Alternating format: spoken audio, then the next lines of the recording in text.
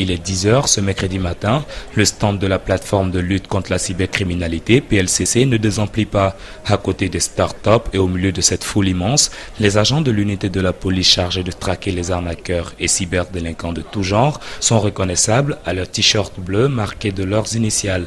Ils entretiennent les nombreux visiteurs. Souvent, on vous envoie de l'argent par Orange Money. Quelques minutes après, quelqu'un vous appelle pour dire voilà, monsieur, on vous a fait un transfert, vous devez faire ceci, cela. Et puis, quelques minutes après, l'argent disparaît. Il faut venir à la police scientifique, la plateforme de lutte contre la cybercriminalité, on va vous aider. C'est déjà arrivé.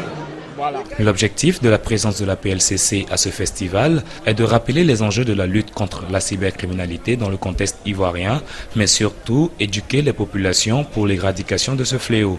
Selon mademoiselle Flavie Niaoré, chargée de communication de la PLCC, ce festival est une plateforme intéressante pour rencontrer les jeunes, principale cible de cette unité. Africa Festival est un festival qui est dédié aux jeunes et nous avons remarqué que dans nos statistiques, la plupart de nos cyberdélinquants interpellés ont entre 18 et 24 ans.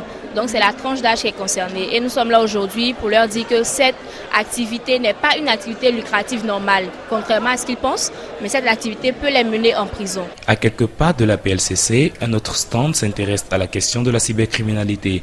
Des blogueurs ivoiriens ont eux décidé d'entretenir les jeunes sur une utilisation plus saine d'Internet. Frédéric Gorebi est membre de l'Union nationale des blogueurs de Côte d'Ivoire. On peut gagner honnêtement sa vie sur Internet sans forcément arnaquer quelqu'un. Parce qu'aujourd'hui, la Côte d'Ivoire est blacklistée.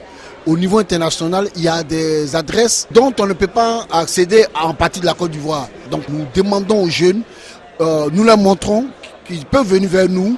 Nous pourrons les encadrer et nous essayons de leur indiquer le chemin à suivre. La Côte d'Ivoire traîne encore une réputation de plaque tournante de la cybercriminalité.